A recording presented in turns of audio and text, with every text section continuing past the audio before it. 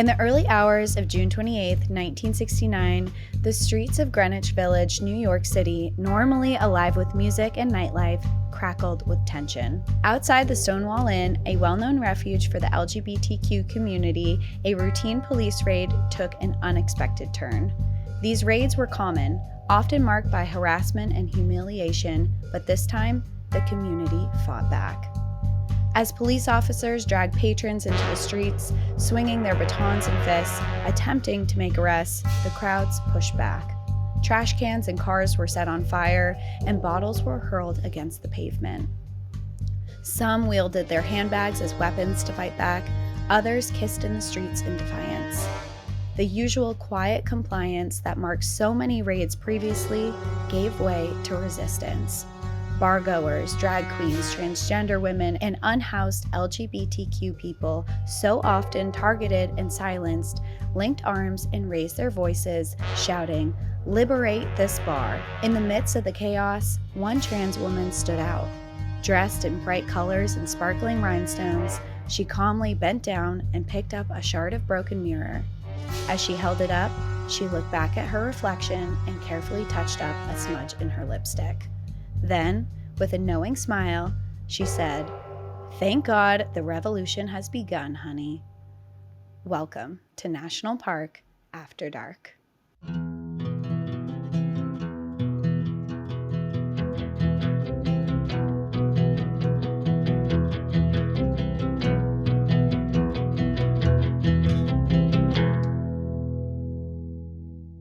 Hello, everyone, and welcome back to National Park After Dark, and happy Pride Month. Happy Pride Month, everybody. I'm Cassie. And I'm Danielle.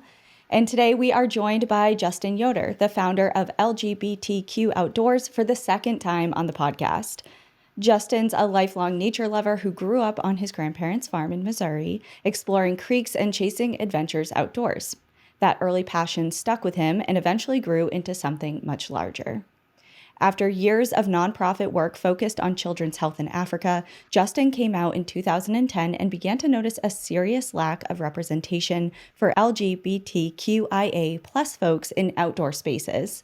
Inspired to change that, in 2019, he founded LGBTQ Outdoors, a growing national community that connects queer people through nature. What started in Texas has expanded across the U.S., with events every month and a thriving online presence. Justin's work has gained national attention, including features in USA Today, Bustle, The Dallas Voice, and even a Pride Month campaign alongside Laverne Cox. He's collaborated with groups like the U.S. Forest Service and the Texas Travel Alliance.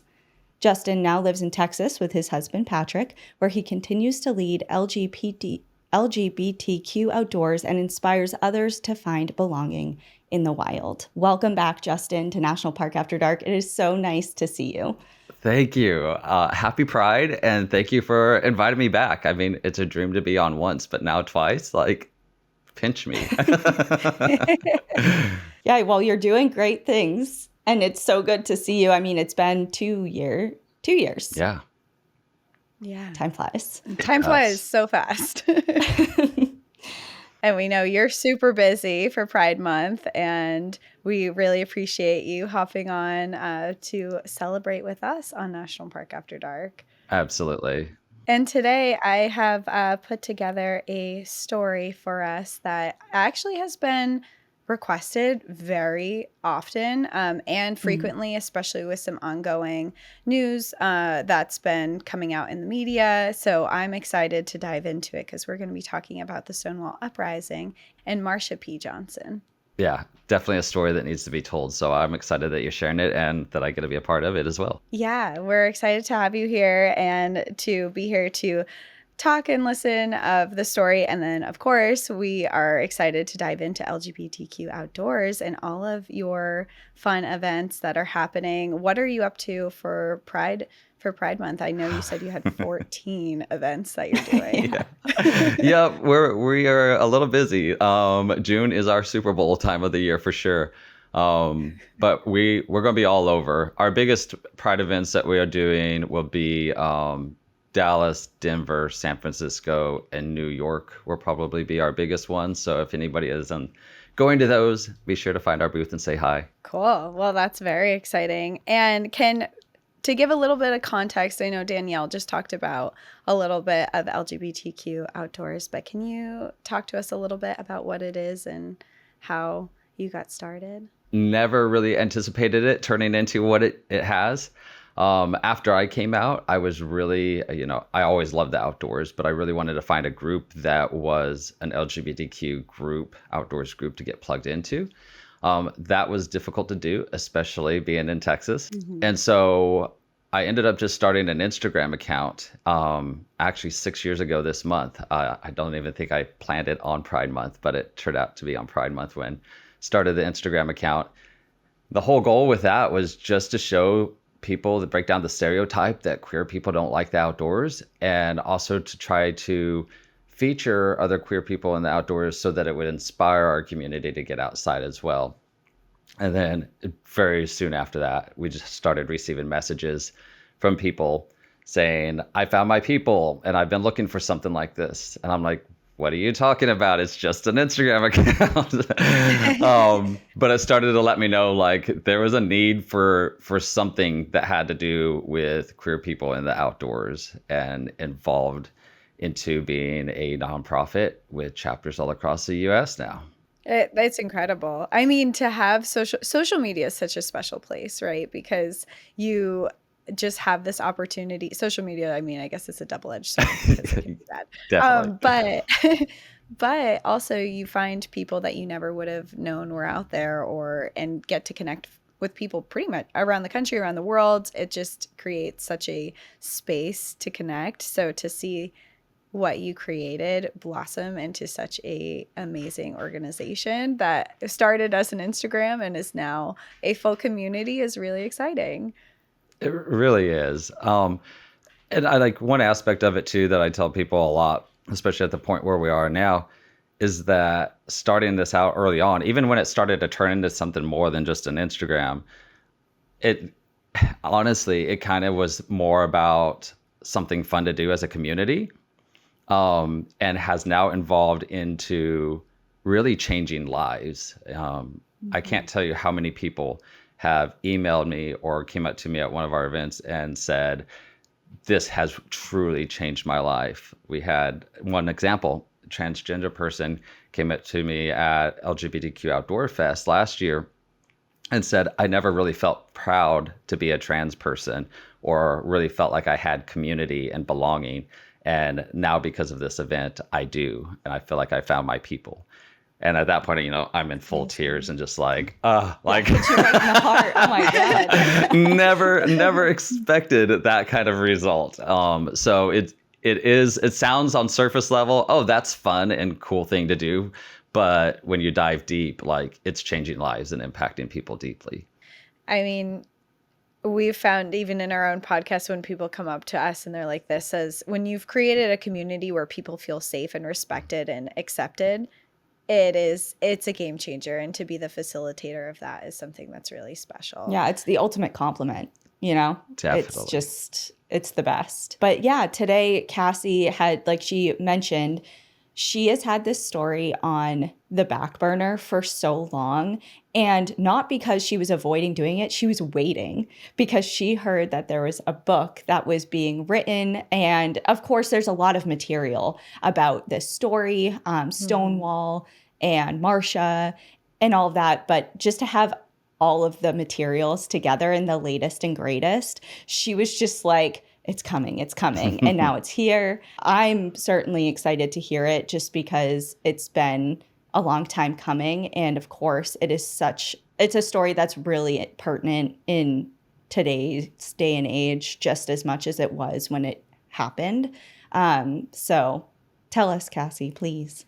Yes, thank you. I would love to tell you about it. And today, it's interesting because I feel like with a lot of our stories, we're heading off like deep into the wilderness for this. But the fun thing about national parks and the National Park Service itself is that they're kind of everywhere. And today we're actually going to be going to New York City, which you don't normally think national park, but the National Park Service also is really special because they commemorate history. And that is what this episode is today, is that we are going to be going to the Stonewall National Monument, which is now managed by the National Park Service and is the site of a historic uprising that took place on June 28th, 1969 for the fight for LGBTQ rights.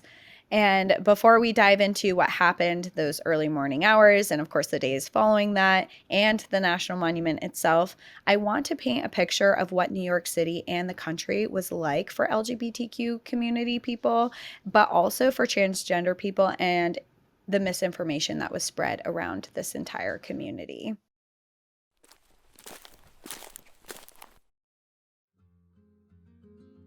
Having a business means there is a lot of moving money to different people and organizations, so Cassie and I know a thing or two about how frustrating it can be when there are different delays or fees associated with doing so. But with Cash App, the safe, easy, and fast way to send, receive, and transfer money to family and friends, our experience has been so positive. The instant setup was a breeze. There was no delay with sending money, which speaks to my soul with getting things done immediately. I want it done now, and I want it done right. And the customized payment stamps and texts on Cash App speaks to Cassie's soul because it makes the process fun. Cash App makes my life less stressful, and who doesn't want to reduce that? For a limited time only, new Cash App users can use our exclusive code to earn some additional cash. For real, there's no catch. Just download Cash App and sign up. Use our exclusive referral code, NPAD10, in your profile, send $5 to a friend within 14 days, and you'll get $10 dropped right into your account. Terms apply. That's money. That's Cash App. So first, I want to mention that homosexuality was classified as a mental health disorder in the Diagnostic and Statistic Manual of Mental Disorders in 1952, citing that being gay was a sociopathic personality disorder. In 1968, the classification shifted in the DSM-2 to sexual deviation, and it wasn't until 1973 that scientific research discovered and recognized that being gay was not a mental disorder at all, and was removed entirely from the DSM. At the time our story takes place in 1969, being transgender was not part of the DSM, but it was later added in 1980 as a mental disorder labeled as transsexualism. Again, further scientific research led to the discovery that being transgender is absolutely not a psychiatric condition. And in 2013, it was renamed as gender dysphoria, and instead of focusing on it being a mental health condition, it now focuses on the distress that being transgender can cause individuals because of societal views, lack of support, and medical care. And I just wanted to note this. I think it's really important because diagnoses like this led to widespread homophobia at the time of our story in 1969 and really added a lot of context to why a lot of families and people were treating the LGBTQ community so poorly. Members of the LGBTQ community face violence and criticism in public, but also in their own homes. Many families sent their loved ones and children to conversion therapy to try and cure homosexuality, bisexuality, and gender nonconforming people. Treatment that people underwent were horrific. They were subject to electroconvulsive therapy, in which patients were shocked with electrocurrents to their brains, which would induce seizures. In this, patients were poisoned with chemicals during moments deemed unacceptable, for example, looking at a photo of their lover. This was thought to train a person's brain to associate that person or thought with a negative response. Another version of aversion therapy, people were given electrical shocks to their genitals while they looked at gay pornography or cross-dressed. These were humiliating and dehumanizing practices, and while I talk about this in the past tense, it's also really important to note that aversion therapy still exists today. There are more than 1,320 conversion therapy practices across 48 states, with Pennsylvania, Texas, Minnesota, Missouri, and Ohio with the largest number of them. The only two states that do not have them are Hawaii and Vermont. I did not know that. Yeah. When I was looking this up, I was just, it's horrific. It's awful. I live in Vermont, so it was like a proud Vermont moment. I'm like, Vermont would never. Yeah, a proud Vermonter moment for sure. And I'll Yeah. claim it because New England. Even if it's just one portion, it's a start. And I just wanted to paint that picture because, one, this is some of the stuff I'm talking. The story takes place in the past, but a lot of these issues are very present day problems.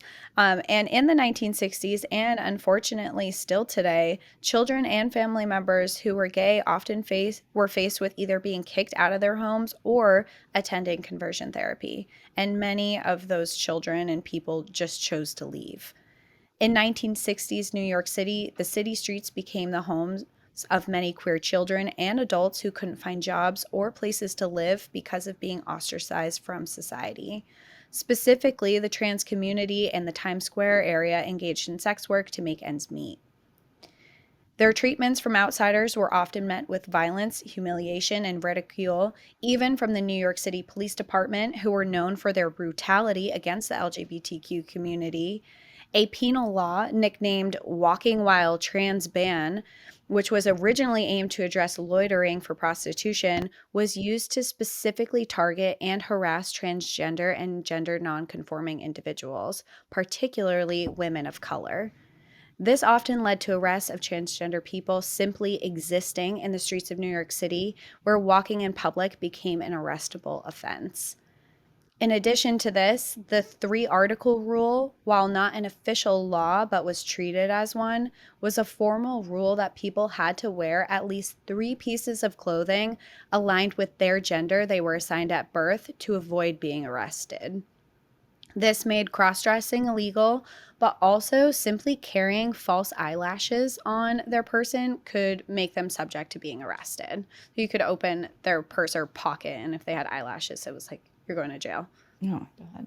And these weren't the only laws targeting the LGBTQ communities. In fact, in New York City until 1967, it was illegal to serve alcohol to the LGBTQ community under the guise of disorderly conduct.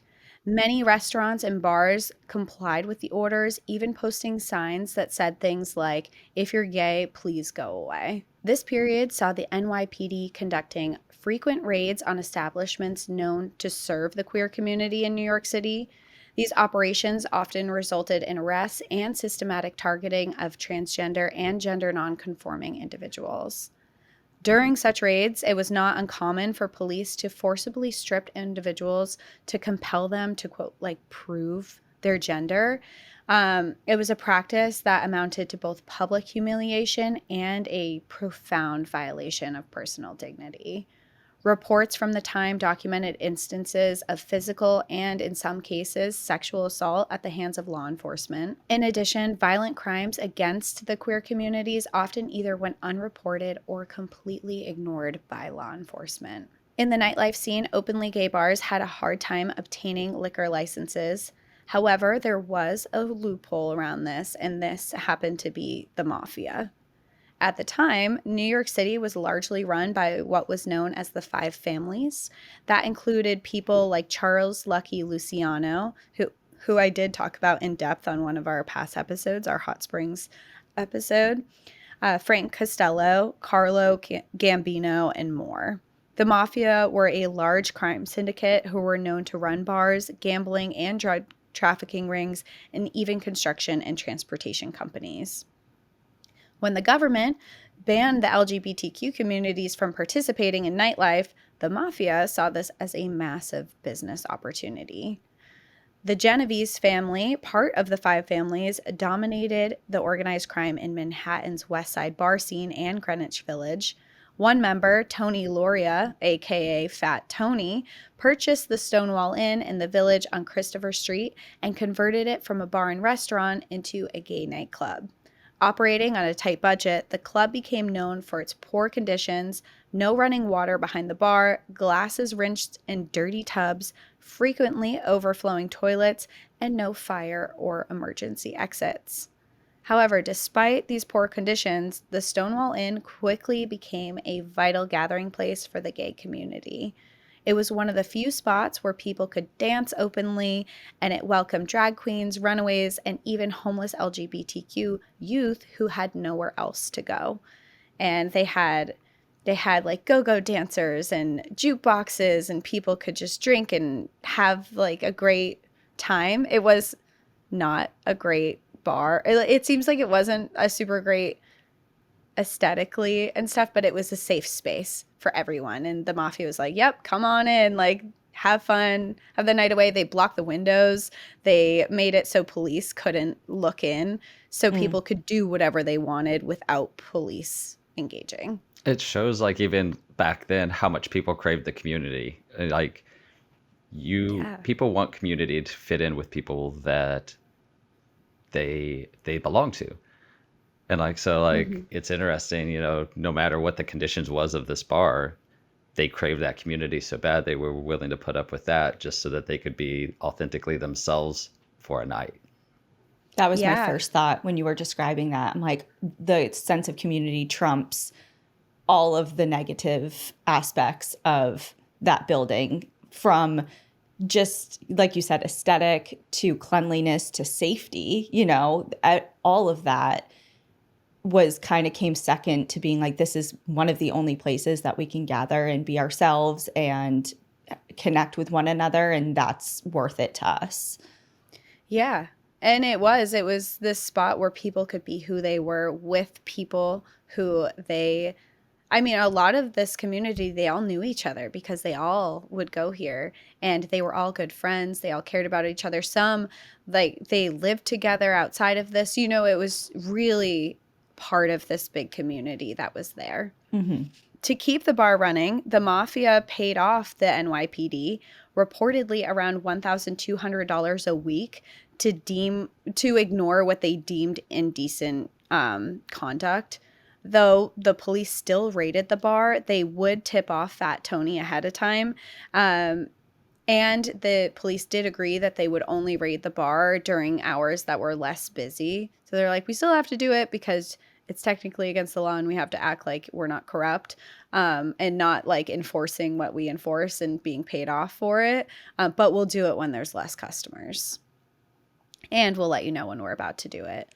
So before the raids, they would actually change the lights to signal the customers to stop dancing, and would let them know it was kind of like if you're breaking the 3 articles rule, you have a quick moment to like hide whatever you're wearing to avoid police targeting you when they arrive. Just a heads up. Yeah, it was a heads up. It was like all these lights would start flashing in the bar to give a warning to everybody. And when police did arrive, they would check IDs, and arrests were made for lacking IDs. If you were at a bar and didn't have an ID, they would arrest you. They would arrest people for cross-dressing and not wearing gender-appropriate clothing. And female officers sometimes brought people to the bathrooms to inspect their gender to make sure that they were wearing clothes deemed appropriate for their gender. So it was just it was just a humiliating tactic that they would show up at these bars and do this. To avoid liquor laws, Stonewall operated as a bottle bar, claiming that patrons would bring their own alcohol, but of course the mob actually supplied it. Booze was hidden in cars or closets to avoid seizure when police came, and profits were maximized through watered-down drinks, overpriced cigarettes, and alleged sex work managed by the bouncers. So even though the Mafia, you could look at it from an outside perspective and be like, wow, they're accepting the LGBTQ community and they're giving this great space for them. They weren't. It was all about money. And there's a lot of stuff about them that they were actually kind of predatory towards the LGBTQ community and were really taking advantage of a really bad situation for them and giving shitty drinks, bad places. You know, it was all about money for them. It wasn't like they weren't like the savior. I don't think the Mafia is really known for their compassion. No. No. And that's important to note here too. But it goes back to like, even the more and more you describe it, the more and more it's like, why would anybody want to go there, right? But like it reinforces what we were saying earlier about the desire to have that community. And I think that's something that our community still faces today. I know when I came out, one of the first places I went to was a gay bar, because it's like, where else do you find gay people to be able to relate to and do stuff with? And I'm glad that we're living in a time where there's becoming more and more options for that. But thinking about everything that these people went through, and we are talking about here in the United States of America, not that long ago. Like, No, I mean, many of these people are still alive. yeah, it's crazy to think about what people had to go through. Yeah. And this is all, thinking of all of the stuff that people are dealing with, this is all just leading up to this uprising that's going to happen. And I think is important to have context to. These are the conditions people are living in. They are fighting to just have the right to go to a really shitty bar and be with the community of people that they want to surround themselves with. And they can't even have that without being humiliated and ostracized and forced to strip naked to prove their gender. Like, it's really awful what's happening. But also this community is like, you know what, we'll take it. We'll deal with it because we need this and we need this community. So sure, for years, it was just, they were compliant and okay, do what you have to do. We'll get arrested. We'll leave. We'll come back. It doesn't matter. We'll work around this. Like we will, we'll, if we have to go by monitoring the lights and getting heads up and just being like, just bending to all these rules and regulations, and no matter how outlandish they are, like, sure, if that's the price we have to pay. But, uprisings don't come out of nowhere. It comes out of years and decades and centuries of being oppressed and beat down and taken advantage of. And you're doing a really good job of showing just how much they are putting up with, even in just this one, I don't want to say bubble, but this one point in time at this one location in New York in the 60s. Yes, it's kind of, up until this point, it's been a similar story, but you're just doing such a good job of being like, okay, I'm understanding where this is going and why, and I'm all for it. Like, I understand now. This isn't just, there was a riot. You're like kind of waiting for the moment where this uprising happens. And it's interesting that you use the word riot, because I read, when I was researching this, there was a lot of things is like, was this a riot or was this an uprising? And it's like, this was an uprising. It wasn't this riot that was out of nowhere where people were just off the handles for no reason and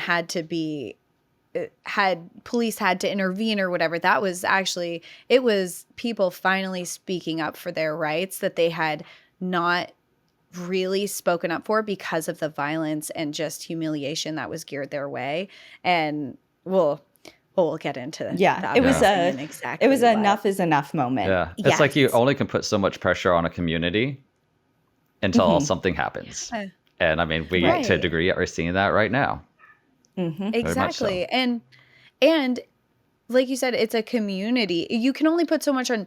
This isn't one person that you're bullying. You're bullying a whole community of people in really horrific ways, and trying to, I mean, there's this erasure that's happening where it's like, don't let this community out in public. We don't want people to know they exist. And it's like, they exist whether you let them out or not. And now we have these places that they are. Anyway, there's a huge uprising that's coming because of all of this oppression that's happening.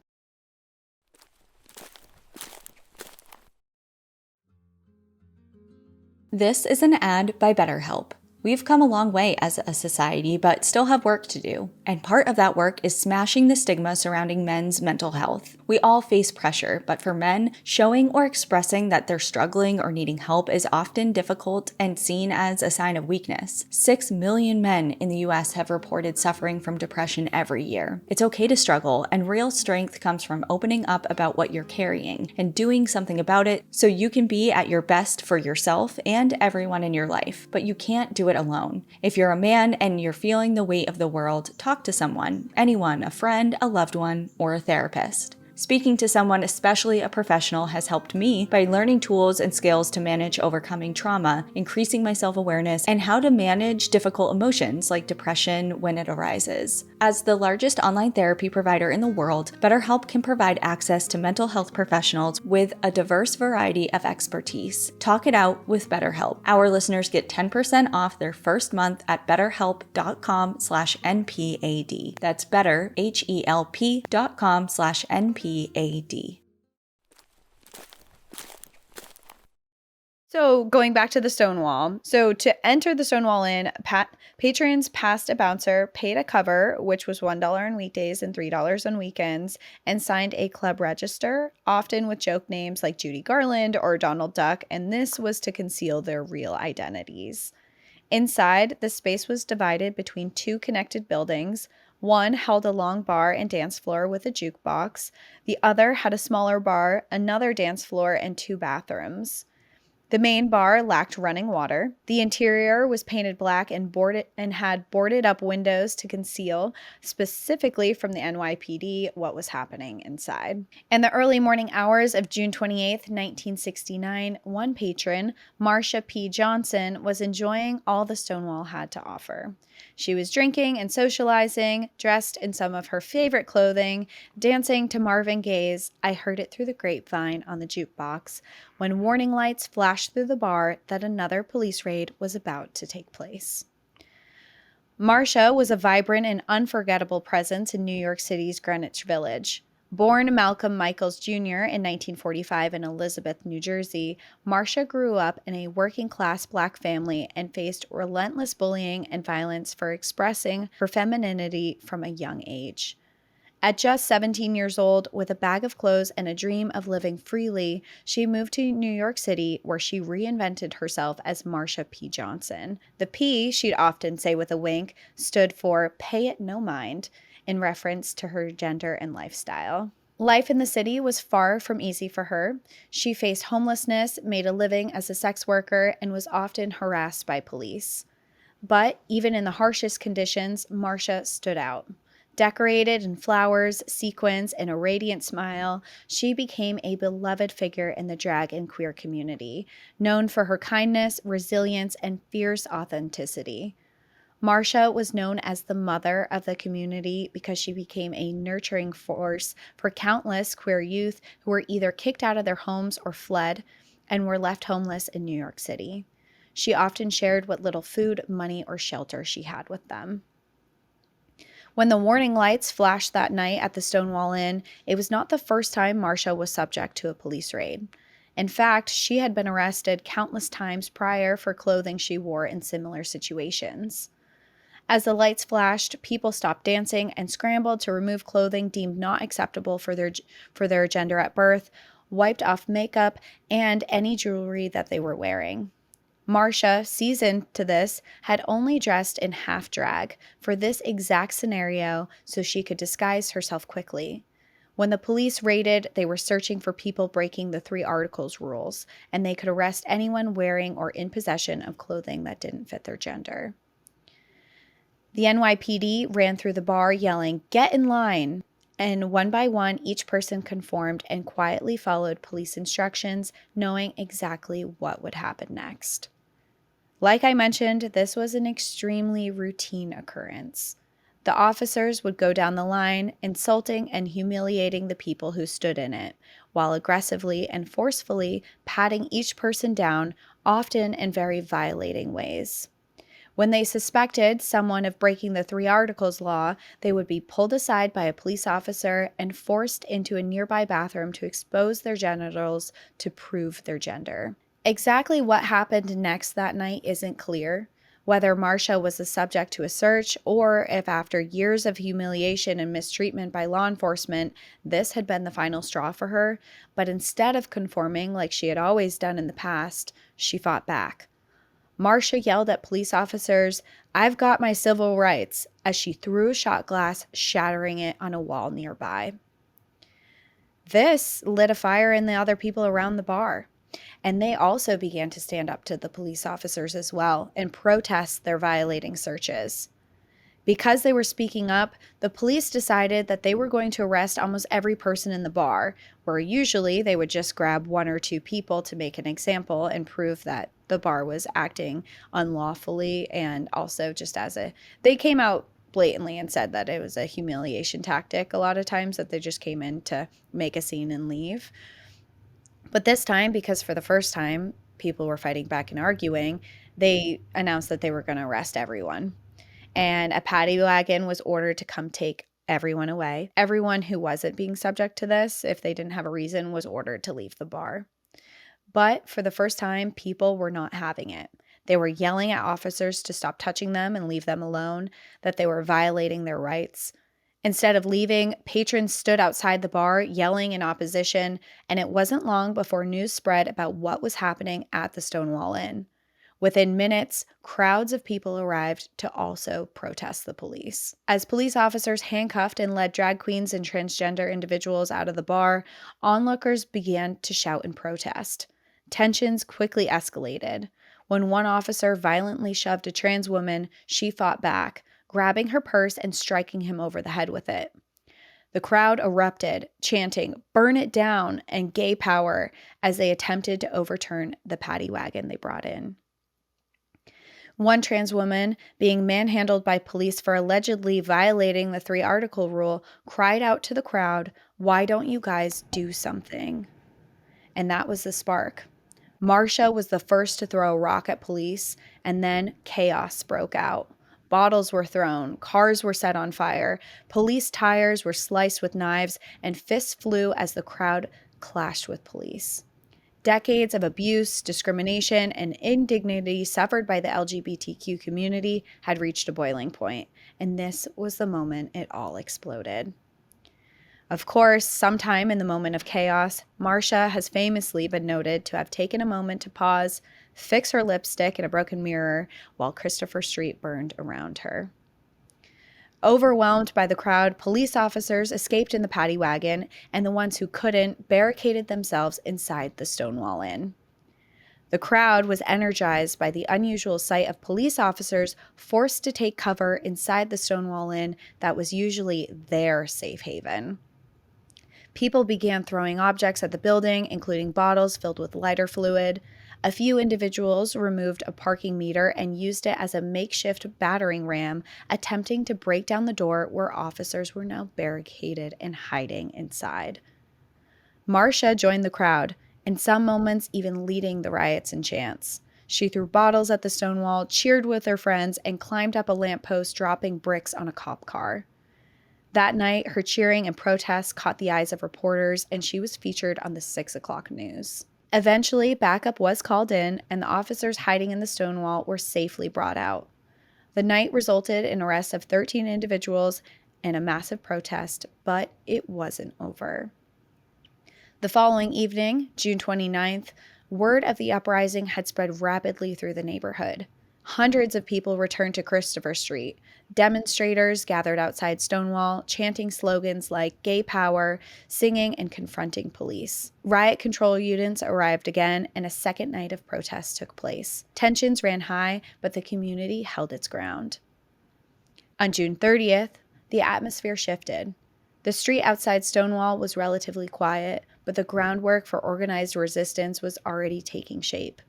Flyers were distributed condemning police brutality and calling for LGBTQ rights. Activist groups began engaging more directly with newly radicalized members of the community. The day's relative calm allowed for reflection and planning. By July 1st, tensions flared once more.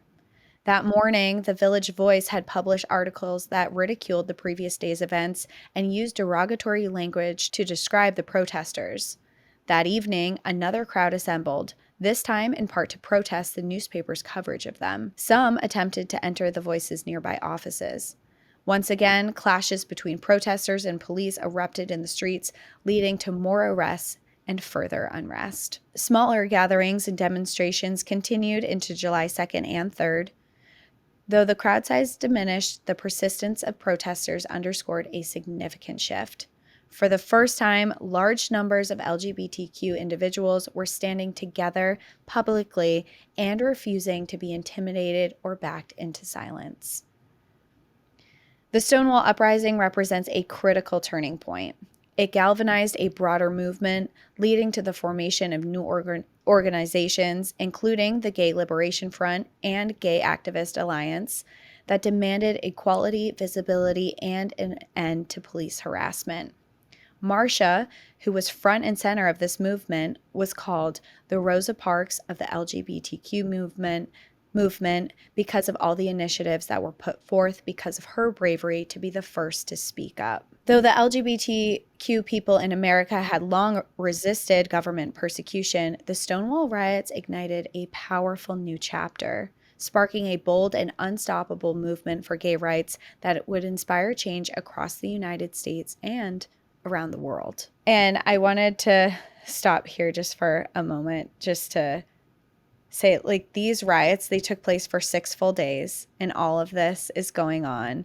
And this was not just, there were smaller movements, and there was one that happened, I think it was a year before this, where people, the LGBTQ community staged sit-ins at bars where they were like, you need to serve us. And there was like these small things that were happening. But this was the first time that collectively hundreds of people, and it wasn't even just the people within the queer community. There were people outside that were like, enough's enough. We're also going to jump into it. It was this whole collective where the queer community really came forward and was like, hey, and then other people were coming in and being like, hey, wait, what's going on? And it created this visual of the queer community that was kind of silenced before, and was the beginning of real activism that was happening. Yeah, I mean, think about this too, though. Back then, there was not the social media. There was no internet. There was no way to get the word out like there is today as quickly as there is. But yet they were still able to create that movement in a matter of hours and get the word out about what was happening, to be able to help this movement grow and become something. And I can't even imagine, I can't imagine what it would be like living in a time where you're so oppressed and all you have is your community, because you don't have the visuals of what social media can provide now. And yet they just want to take the one bar away from you that you want to go to, for New York. But it's incredible to think of what they accomplished and what they did with the resources that they had at that time. Yeah, and when I was researching this, one of the things that I found really incredible is right after everything at Stonewall was happening and they were trying to arrest people and people were protesting and voicing against them, was they were like, we don't know how or where, like the word spread like wildfire. There were suddenly, and again, there's no social media. This isn't being posted anywhere. Just flocks of people started arriving, and the queer community was just like, what's going down on Stonewall? Like, finally, like, let's have everyone's back, our friends, our family, our loved ones. Let's have their back. We're in it. And everyone just stopped what they were doing and they ran straight to the Stonewall. And then it just, from there, it just kept growing from there every single day. It wasn't just one night. It was like, we're back the next day. We're back the next day. We're back. And it was one of the things that I read is, I forget who said it, but it was something along the lines of, we knew in that moment that we were either in and we had to fight and we could never stop, or if we backed down, we could never fight again. And it was in that moment where we said, okay, collectively as a whole community, we said, we're in it and we're never going to stop fighting now. Yeah. It was just such a pivotal moment for sure. Yes. This wasn't just like, it was just not, I don't want to say all or nothing, but it kind of feels like that. It's like, we're either doing this or we're taking a few steps back, and now is the time to push forward.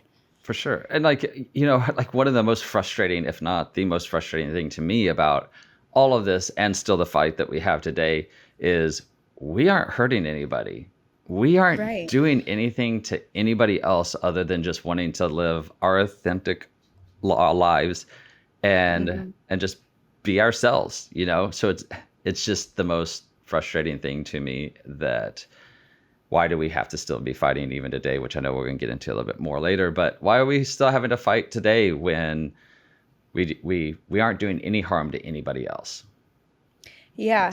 It reminds me, and I'm going to butcher this quote too, but Pedro Pascal, he recently said, he's like, it's horrific that we're demonizing a community that is literally just asking for the right to live and be here.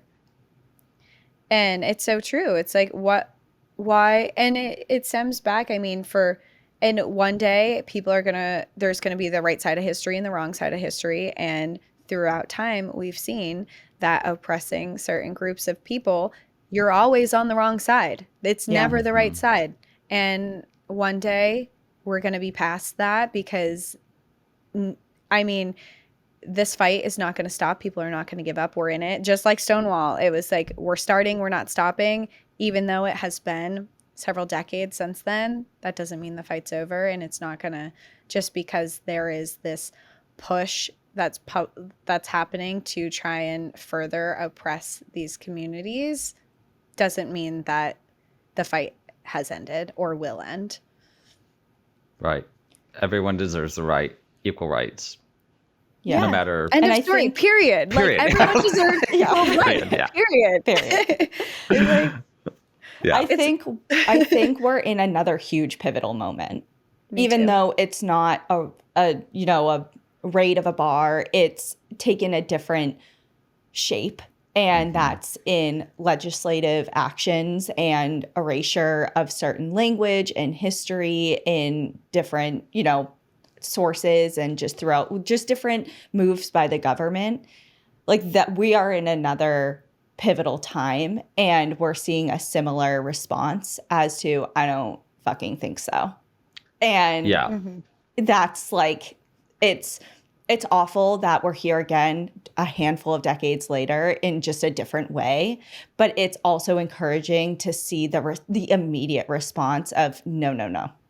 And what can we all do to fight back against that and make sure that it doesn't spiral and happen again, and where we're regressing back into, like, it's awful to say this, and I hope to God it doesn't happen, but I can see a world in which we're starting to have this, like, what was it, the 3 articles thing or whatever? Like, prove to me, show me, like, this, and this. It's like, if certain people get their way with certain laws and rules and regulations, I don't see that being such a far-fetched idea. And I mean, it's already not. When you're looking, some people are being targeted in bathrooms already and asked to expose themselves to prove. So we're here.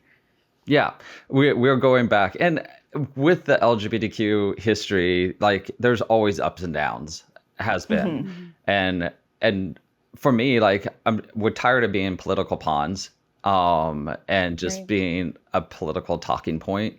Especially the trans community. Like, I have a lot of trans friends, and I will fight for their rights till the day that I die. But it's incredibly, there's no words for it but it's incredibly frustrating to see all these laws coming out against trans rights and trans athletes when they make up so few of the population. But that's not the point, how much of the population they make up. But, like, they're focusing on something that's not an issue, when why don't we focus on how many children are in foster care right now and need homes, and actually being, if they want to be pro-life, be pro-life. Like, take care of kids, take care of veterans, take care of the unhoused population. Like, actually do something that actually makes a difference and is a cause that needs to be addressed. Right. It's trans people are not the reason that egg prices are high, are not the reason that our gas prices are high, that our economy is the way that it is. It's like the government is using this scapegoat. There's so much more important things. What about, like, focus on communities, small business, like you said, people in foster care, the wildfires, people losing their homes, the fact that prices are so high that the homeless the unhoused population is skyrocketing. You know, there are so many things to focus on, and we've geared our focus towards something that isn't going to help Americans as a whole or the community as a whole. It's actually really detrimental. And there's so many other important things to focus on that it's very disheartening to see. Like, one of the scariest things about it all to me is like they're starting in areas where they think they can make the biggest ground. So like with the trans population, erasing the transgender, erasing queer, and then how far are they going to start going with this? And they're starting, to deport people that are even here legally, and so like they're wanting to create what America looks like to them. They're wanting to make America white and straight, pretty much, and it's terrifying to think about how much they are getting away with. Like, a lot of federal judges are shooting down a lot of laws and things that they are trying to do, which is great, but they are still getting away with a lot at the same time. And if we think they aren't going to come for the whole LGBTQIA community, we're wrong, because they will. Yeah, it's the very beginning of a long fight, and it's the beginning of, I feel like right now it's like pushing buttons. How far can we push? What can we get away with, and where are we going to go with it? And it's scary, but there's also this other, I think what's important about stories like Stonewall is the power of the people, the power of coming together and power of community. And just going back a little bit into this story with Marsha was on the front lines during the entirety of this 6-day protest, alongside a fellow activist, Sylvia Rivera, who I haven't spoken about much on this episode, but she's also a really important trans figure in this movement as well. Sylvia was a known activist who tirelessly fought for the rights and visibility of transgender people, especially transgender people of color, who were often excluded from the early gay rights movements. The uprising helped catalyze a new era of LGBTQ activism. And both Marsha and Sylvia were frustrated by the exclusion of trans and non-white voices from early gay rights groups. That Marsha and Sylvia co-founded Street Trans Fight Action Revolutionaries, which they nicknamed STAR, in 1970 to support homeless trans youth. Marsha continued her activism through the 1970s and 80s, performing drag, appearing in Andy Warhol's art, and speaking openly about living with HIV. In a devastating change of events, on July 6, 1992, Marsha P. Johnson's body was discovered in the Hudson River. She was just 46 years old. Her death was initially ruled a suicide, but many of her friends doubted this and suspected foul play. That year, 1992, was recorded as the worst for anti-LGBTQ violence by the New York Anti-Violence Project. The police later reclassified the case as a drowning with an undetermined cause, sparking outrage in the LGBTQ+ communities over the lack of proper investigation and minimal media coverage. Hundreds attended her funeral, filling the church and spilling out onto the streets. It wasn't until 2012 the New York Police Department reopened the investigation into her death, but no answers have been found. But it's been officially not deemed a suicide. And recently, a documentary called The Life and Death of Marsha P. Johnson aired on Netflix and shows friends and loved ones investigating her death on their own because of the lack of help from police. And I think we've all seen that movie. Yeah. Yeah, I think we all just watched it within the last couple weeks. Yeah, in prep for this. Yeah, highly recommend it to anybody that hasn't seen it, especially during Pride Month. Yes. Yeah, and it's a good follow-up for this episode because most of the information that Cassie has shared thus far was not included. Like, it was alluded to a little bit, Stonewall and things like that. It was kind of, incorporated a little bit just to give some context.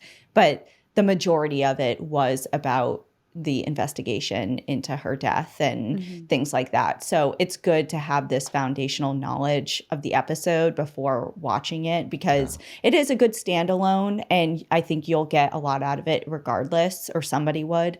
But watching it after this especially, I think would be a a lot more hard hitting and like, I don't know. I just feel like I knew a bit about the Stonewall ahead of time, so that was good. But for anyone who this information is new for, I think that's a good follow-up, the Netflix doc. Agreed. Especially laying the foundation of who Marsha P. Johnson is before diving into the documentary on her life. Like, agreed. Yeah. Yeah, and I think really knowing who she is gives context to also why it seems very outlandish that she would complete suicide by drowning in the Hudson River. And it really opens your eyes to the lack of investigation that was done by police officers into her death, but also witnesses, and they talk about it in the documentary, witnesses come forward and say that she was concerned about her safety, and she thought that actually people within the Mafia might be after her. And someone reported seeing her being chased by someone not long before she went missing and then was ultimately found deceased. So there's a lot, and especially for Pride Month, I agree, it's really important to watch and see. I mean, this is an ongoing investigation. This isn't old news. This is current news.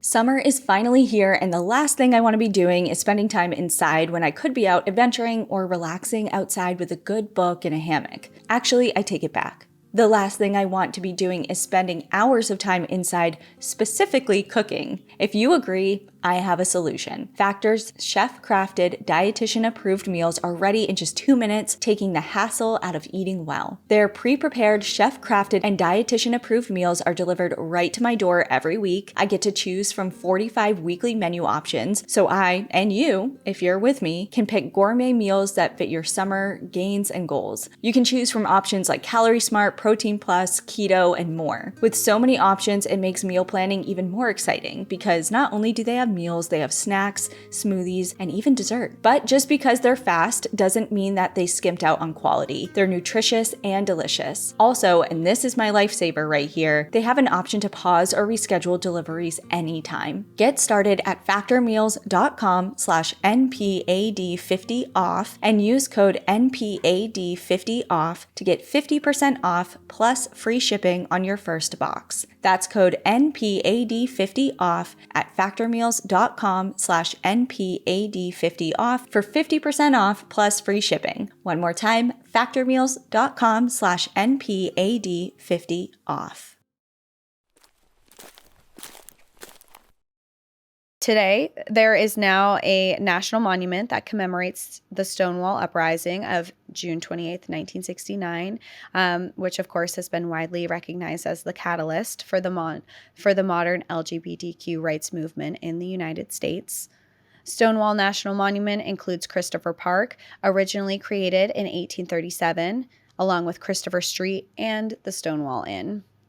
Stonewall was originally listed on the National Register of Historic Places in 1999, designated as a National Historic Landmark in 2000, and became the very first U.S. national monument dedicated to LGBTQ history when President Obama created it in 2016. In 2024, the Stonewall National Monument opened the world's first official LGBTQ visitor center at 51 Christopher Street, offering educational exhibits and community programming. Despite the Stonewall Uprising being led by transgender people, the National Park Service has recently removed references to transgender people from the Stonewall National Monument website, now recognizing only lesbian, gay, and bisexual individuals in its language. Where the site once honored the full LGBTQ plus community, it now refers simply to LGB, omitting the T entirely. The updated site states, the Stonewall Uprising on June 28, 1969 is a milestone in the quest for LGB civil rights. I can't even say it. I can't even say LGB. It feels wrong. It looks wrong. It feels wrong.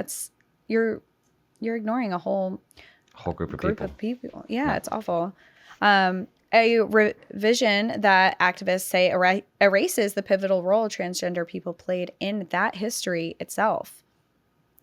The co-owner of Stonewall Inn, Stacy Lentz, said, quote, "This isn't just a small change, it's a calculated erasure." The co-owner of Stonewall Inn, Stacy Lentz, said, quote, "This isn't just a small change, it's a calculated erasure." Trans women of color like Marsha P. Johnson and Sylvia Rivera were on the front lines of Stonewall Uprising. To remove them is to rewrite history. GLAAD, the Gay and Lesbian Alliance Against Defamation, which advocates for fair and accurate representation of queer people in media, called the change, quote, "another example of the Trump administration's blatant attempts to discriminate against and erase the legacies of transgender and queer Americans." In a statement, they added, "You can try to erase our history, but we will never forget those who came before us, and we will continue to fight for those who come after us." The Park Service claimed the language shift was in response to executive orders originally signed from President Trump defining gender as strictly male or female. While some historical references to transfigure remain deeper within the site, public-facing mentions have largely disappeared. Leaders from the Stonewall Inn Gives Back initiative says efforts to try to rewrite who was part of the movement is deeply harmful, saying, quote, "We would not have pride as we know it today without trans people." New York City Governor Kathy Hochul condemned the move as cruel and petty, affirming that New York will never allow transgender contributions to be erased. LGBTQ history isn't the only erasure happening in our national parks. The National Park Service recently scrubbed mentions of Harriet Tubman, enslaved people, and the Fugitive Slave Act from its Underground Railroad page. It also removed LGBTQ history from several other sites. In May, Interior Secretary Doug Burgum ordered all 400-plus federally managed sites to post signs encouraging visitors to report any exhibits or language that presents Americans negatively or fails to emphasize the beauty and grandeur of the nation. Critics say this effectively invites the public to police history and suppress uncomfortable truths. So they're literally asking people to say, if you see a sign in a national park that you think doesn't portray America well, to inform, to tattletale and say, like, this makes America not seem great, and have it removed. It's erasing history. That should be such a scary indicator. No. Like It a very is. frightening indicator of what the, like, if you had any question as to motivation behind any of these policies or laws or changes, like, that's your answer. And it's like, how far are they going to go with this too? Like, there's so much of our history that is negative. And so, like, eventually, are they just going to want to stop teaching history in school? Like, Right. which it sounds crazy Honestly. to say, but like, you That's what's can't put happening. limits on It looks how like far they'll that. go. Yeah, and you're looking at this too. If you're asking the public to come in and be like, I don't like what that says, where does that line go? But also, these signs and this stuff that you're seeing in national parks, they're written by historians. They're written by people who are commemorating and remembering history. Whether it's ugly, whether it's bad, it's important. I mean, Yeah. you're looking, one, Stonewall, great example. We're taking the T out of a uprising that was led by transgender people. And then Yeah. it's like you're erasing the major part of the story. Mhm. And you look at Harriet Tubman and the Underground Railroad, you're not going to mention Harriet Tubman and the Underground Railroad. And then they also use words like white cooperation. Yeah. It's just Maddening. It's very maddening. maddening. And especially for us as people who love to tell history, and the dark side of it is our entire podcast, we know and recognize how important it is to know history, right? Because if you don't know it, you're doomed to repeat it. Yeah.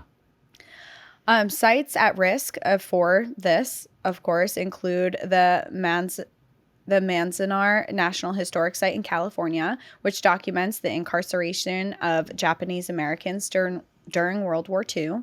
the Selma to Montgomery National Historic Trail in Alabama, which commemorates the 1965 civil rights marches for voting rights, and the Sand Creek Massacre National Historic Site in Colorado, where U.S. soldiers brutally killed hundreds of Cheyenne and Arapaho people in 1864.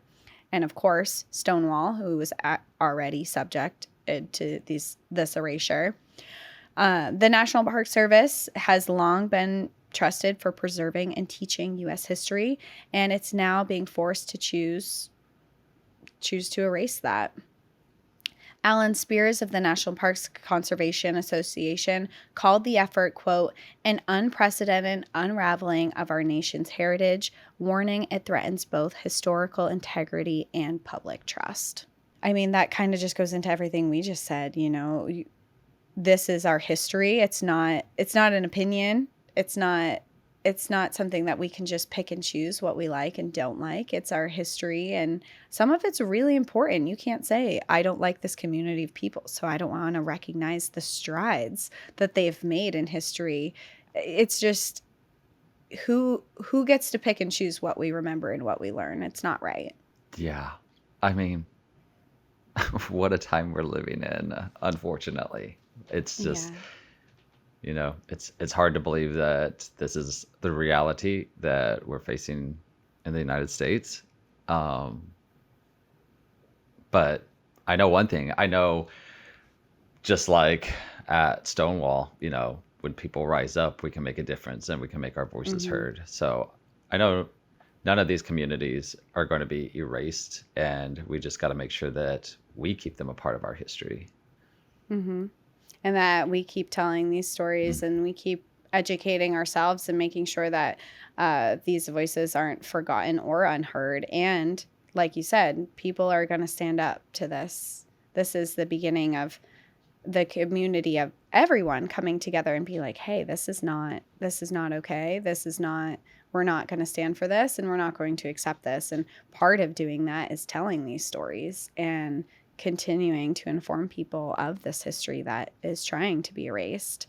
But of course, like I mentioned before, ignoring history lets us repeat past mistakes, and it blocks progress for the future. So I wanted to go in to a little bit of statistics of why it's important to be remembering this, because overlooking specifically contributions of the trans and LGBTQ people fuels misinformation, prejudice, and violence.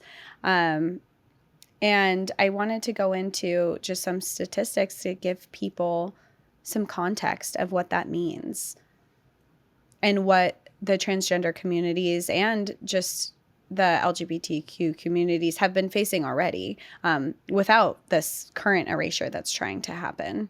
And with that, so I have a statistic here. Since 2013, 372 transgender and gender expansive individuals in the U.S. have been victims of fatal violence.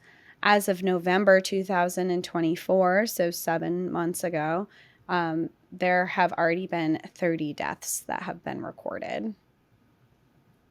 And I think a key word there is reported. Yeah. Yes. Especially when it comes to transgender people, because a lot of times they're getting misgendered in the police reports as well. So it's so hard to know what the exact numbers are. That's a really good point, too, because misgendering is also this huge issue that's happening with police, and then just in general in the public and in health records, and now with identifications, passports, things like that. The majority of victims are people of color, with Black transgender women disproportionately affected, making up over 60% of all the victims. Most victims are under 35 years old, including several minors. The youngest recorded victim this year was only 14 years old. A child, yeah. A child. Fatal violence occurs nationwide across urban and rural areas, with the highest numbers in Texas, Florida, and California. Cities such as Chicago, Houston, and Atlanta have reported some of the most cases as well. In nearly 40% of cases since 2013, no arrests have been made. However, arrests have been made in over half of the cases, and nearly half of those resulted in convictions. So even when arrests are made, only half of them, or less than half, are even being convicted, and only 40% of them, arrests aren't even made. And in that documentary that we were all talking about, they do weave in together Marsha's story, but also the stories of other people, current day, unfolding right now, and the fight for justice. And there was one particular case that did end up in a conviction, so that it would be in that statistic. But knowing that the family and loved ones of that person were so disappointed because the conviction resulted in a sentence that was far less than was expected. 10.5 years. For the perpetrator. Yeah. So it's like, in numbers that are already probably not representative of the truth, there's even more complexity to them that we need to keep in mind, that just because they're a part of that percentage of convictions, it's not always like a slam dunk home run of, okay, justice has been served, because in many cases It's not. It's not. Yeah. I think in that case, it was 10.5 years that you were mentioning, that he was found guilty. He literally beat a transgender woman to death and found guilty and got 10.5 years. That was it. For murder. For murder. Yep. Yeah, so, like, I can say these numbers, and it doesn't even represent the atrocities that are truly happening and the injustices that the trans community is facing, especially with this heightened violence that they're facing. I do have some more numbers here, though. Gun violence is involved in approximately 70% of deaths. Additionally, 18 people have died due to police action or while in police custody. So there's also these deaths that even once you're arrested and supposed to be, like, you're arrested, but you're supposed to be safe, you're not safe. Yeah. It's scary when you count on a group of people to protect you, and they're supposed to protect you, and it's their job to protect you. And then they're the ones that end up causing your death. It's horrific and it's awful, and it shouldn't be. There has to be a huge shift. I don't know, like, what the answer to that is, but there clearly needs to be a huge shift in how things are being handled. And I do think part of that is definitely advocacy and telling the stories and getting people to. I think a lot of people don't even know this is happening, which is a big problem in itself, because how are you supposed to advocate or reach out to your representatives or know if, one, it's not in the news. Yeah. And you're not hearing it. It's not in you're not seeing it on social media. It's getting way less attention than other things. And I think one of the first steps and something that we can all do is just talk about it. Talk about it in our homes. Talk about it with our loved ones, that this is happening and that it's not okay. Absolutely. And I would encourage, like, anybody that's listening, like, our allies are, you two are a huge voice for our community. And I think it's easy for, a lot of straight communities to maybe not know what's going on, because maybe they don't have anybody that's in the LGBTQIA community that's a friend of theirs, or in an area where the community is vibrant and active. And so they just don't hear about it. Again, it's not in the news, like you said, a lot of times. And so it's hard to know that this is going on unless you are actively researching it. So I greatly applaud you two for putting a spotlight on this, and to your followers, so that they can know about what's going on. And I hope that just becomes an ongoing thing where other podcasts and other media sources can get the stories out as well, since our main news isn't doing a very good job at it. Yeah. And I think one of the really great things about our community with National Park After Dark is everyone's so loving and great and supportive of queer communities and all communities, but especially, I think that especially when our community hears stuff like this, they're like, wait, what? Either I didn't know that, or thank you for talking about it. I have more information, and we've built such a strong community that we're really proud of. And I think that's part of why bringing these stories, we know we're bringing them to the right people who are going to advocate as well. Yeah, I think I told you this before, but not last year, 2 years ago when I was on and you made the Instagram post about the episode, for several weeks, I was going back and reading the comments on it, and I never saw one negative comment. And I was just blown away that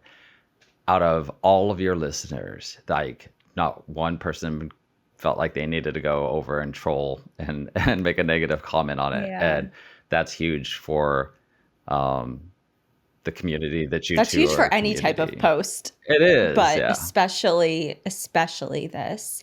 And like Cassie said, we're really proud of our listeners and our community. And I think another part of it about them specifically is they're so hungry and thirsty for knowledge and learning. And a lot of the things that we talk about, a lot of people have never known or been aware of before. And sometimes it's something silly like a legend that they didn't know of before. And sometimes it's heavy and important like this. And no matter what it is, our community is just really, their appetite for knowing more so they can do better is just so high. And that's what we're so, like, we feel an obligation to speak up and add our voices into causes that are important, no matter what they are. And this is just such a big one that we would be remiss if we didn't speak on things like this, especially when there's so much happening that's affecting people and members of our own community, you know, like we have a huge lot of LGBTQ community and trans. We've had so many people from the trans community reach out and be like, please tell Marsha's story, you know, please highlight trans people in national parks, especially when Stonewall happened. And for us to ignore that, it would feel like we were doing a disservice, one, just with our voice, but also to the people who listen and are a part of our community. Yeah. Yeah.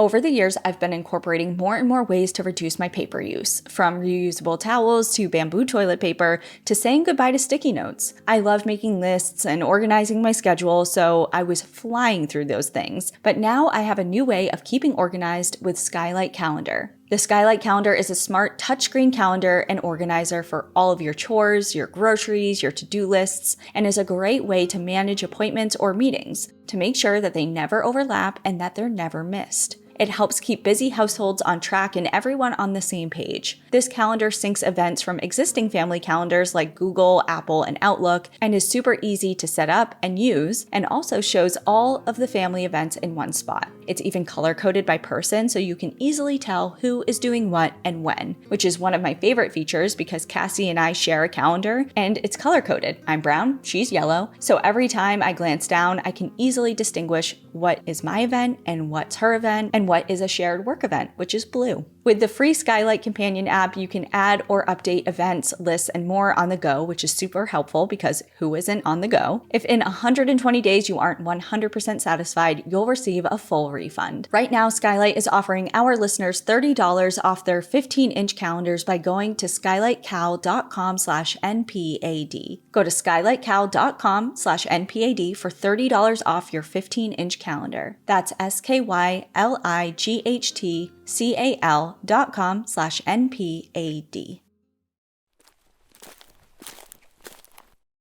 Well, going into that, you have a really wonderful organization that incorporates the outdoors and the queer community in a safe and very supportive, exciting way. Can you tell us, one, I'd love to know some upcoming things that people can join, because I know last time we had you on, a lot of people are really excited, but also where people can get involved and kind of help out and if they want to be part of it as well.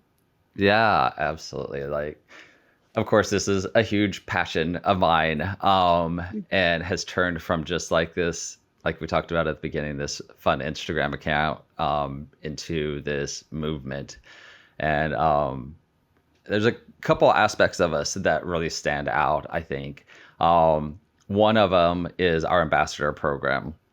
And so we have, I think right now, I think we have around 40, in between 40 and 50 ambassadors across the US who lead local chapters in their community. So these are people that believe in the mission that we have of creating safe and diverse places for the queer community to explore outdoors. And they're actively getting people outdoors on a regular basis in a group setting so that they can feel safe and enjoy that community. And so that's been amazing. We've had so many people that have become ambassadors from the last time I was on 2 years ago. So now we actually have a whole ambassador team, 4 people on the ambassador team. And I've already told them, I'm like, be ready. Because last time it was just me and I was overwhelmed with how many applications we got. That's so fun to hear for us, just knowing that we can facilitate and just connect people to you. Do you happen to know off the top of your head, like any areas that are severely lacking ambassadors that you wish had? Because we can call them out right now. Yeah, probably more. Surprise, surprise. Probably more the Bible Belt.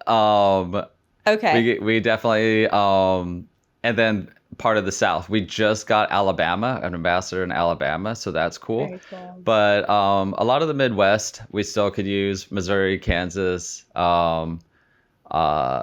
Dakotas up in that area. It seems the areas that are going really strong are out west and out east. New Hampshire, like I'll just say, like I know you're up in New Hampshire, like our New Hampshire chapter is just amazing. And we have a ton of transgender people that are part of our chapter up there. And it's just amazing to see. Our home state. Yeah. Proud. You should be. I've made a lot of great friends and connections with people up in New Hampshire. So it's awesome. And I know on your website there is a ton of information about the ambassador program and what that entails and the application and things like that. But just like super briefly, what does that look like for people who are like, oh, I'm in the Dakotas or I'm in the South and I would love to be, what is an ambassador? Like, is that something I can take on? Just to give a brief overview. And up front, when you go through the process, it can be a little bit overwhelming at first because there's a lot of like training and onboarding, and we do a video application interview with you. And so there's a lot that goes into it at the beginning. But once you get rolling with it, we ask for a year commitment.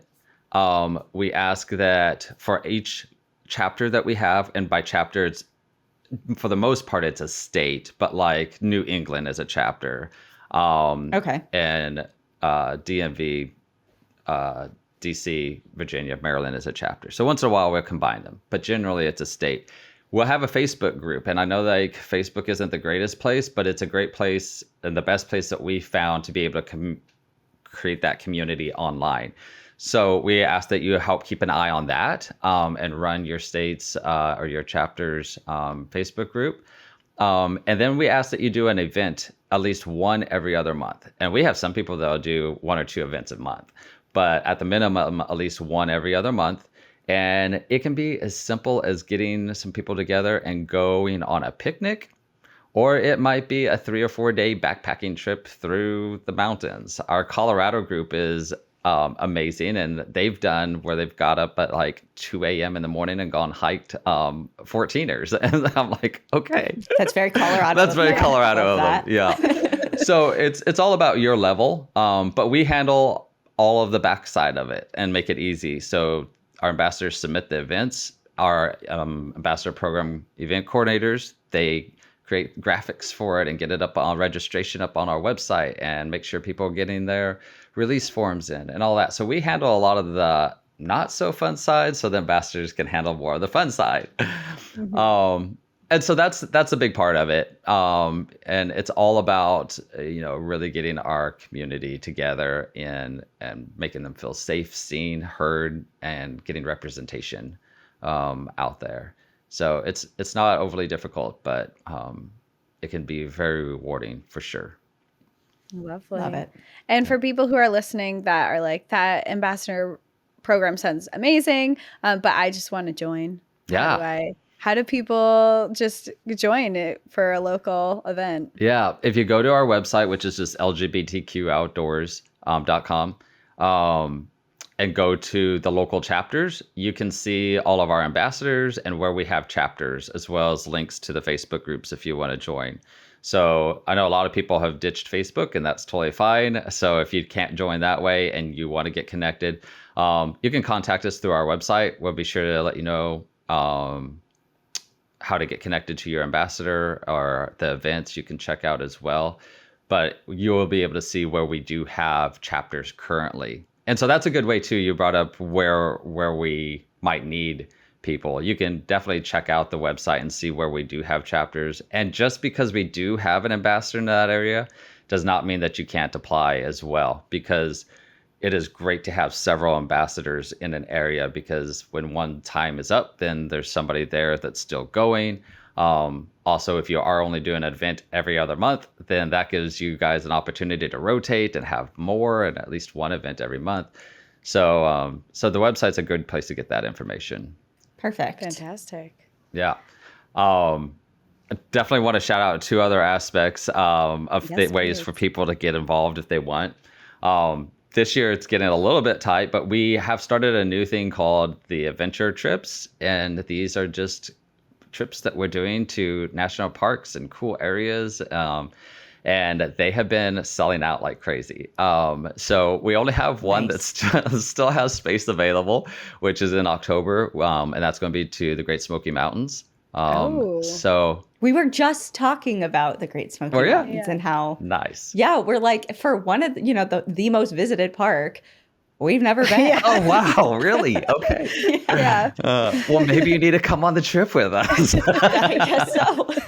But we're excited for it. The other ones that we've done this year are Grand Canyon. We're doing Alaska in July. We are doing Glacier in August. Yep.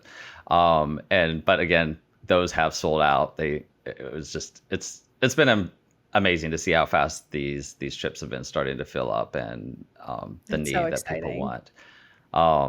Yeah, you're speaking to the. I mean, everyone listening is already looking up the website. Like, wait, where can I sign up for this trip? Yeah, wait, whole Great Smoky Mountains trip. Hold on a minute. It's funny because one of the leaders on it was like, "I'm working so hard to get people signed up," and I'm like, I'm going to be on a podcast coming up, and I think it's probably going to help us out a lot to finish filling up that trip. I think how many spaces are available?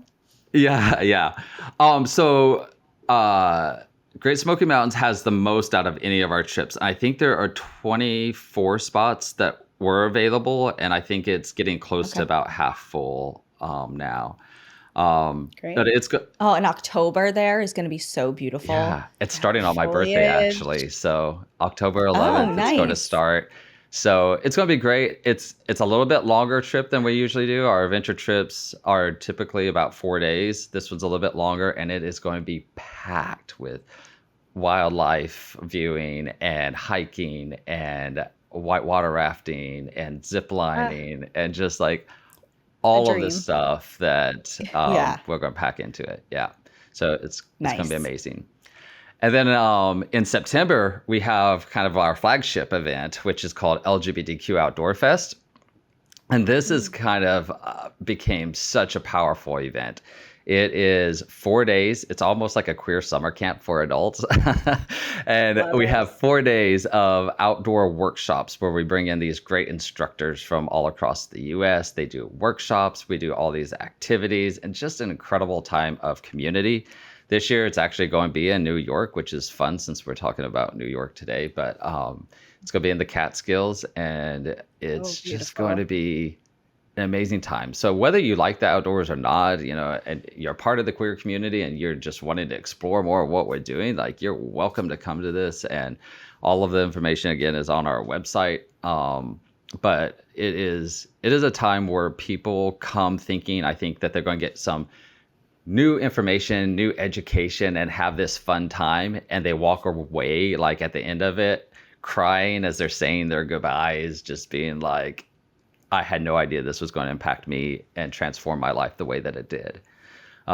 So we're definitely making a difference, and I would love for any of your listeners to get connected with us. One other thing that I would really like to mention, just because it's the time that we're living in, is with the rollback of DEI initiatives and giving, our corporate donors and partners have been way down.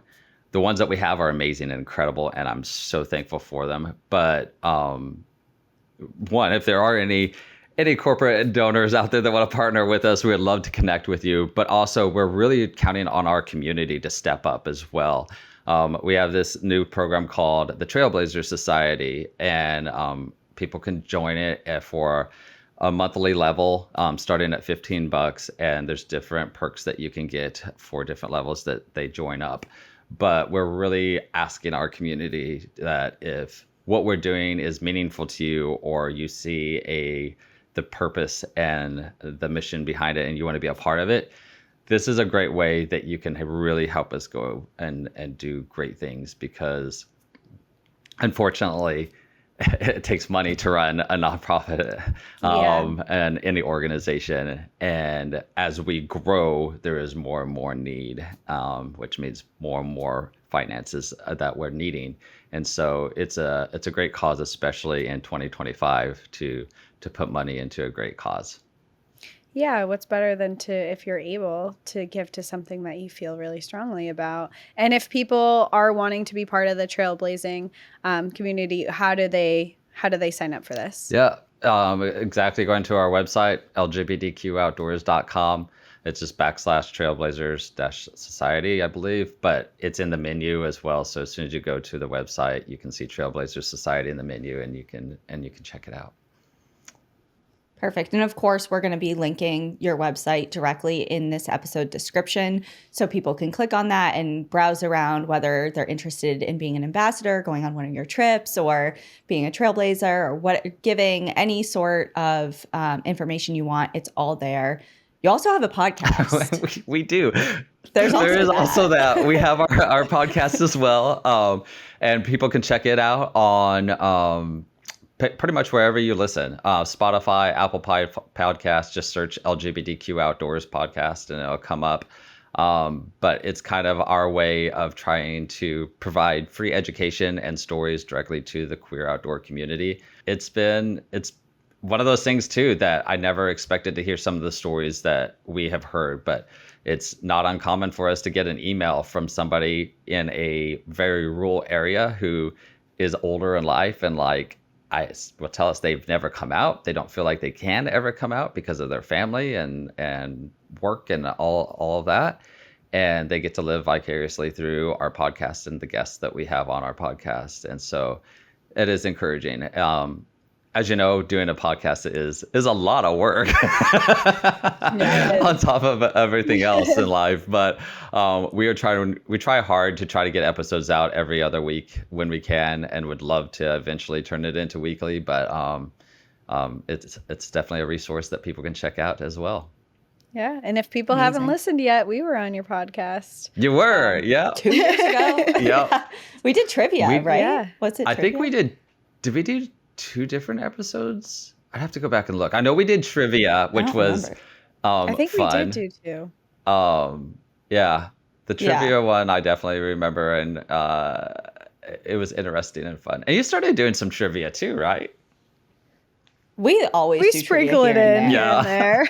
Yeah. Love it. Yeah. Cool. Well, Awesome. Thank you so much for joining us today. We know you're very busy with Pride Month and everything, and we're excited to see all of your events and things that you'll be up to for the remainder of the month. But thank you so much for joining us today.